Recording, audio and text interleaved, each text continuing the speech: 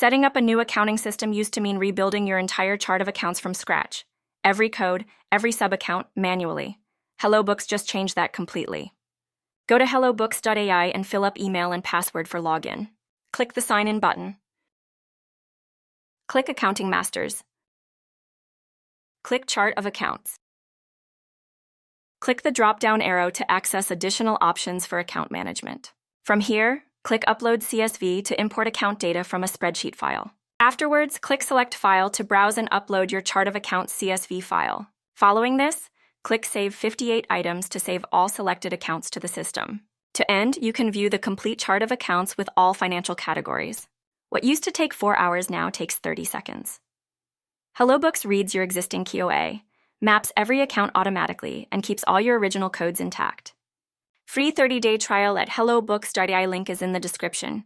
If this helped, smash that like and subscribe for more.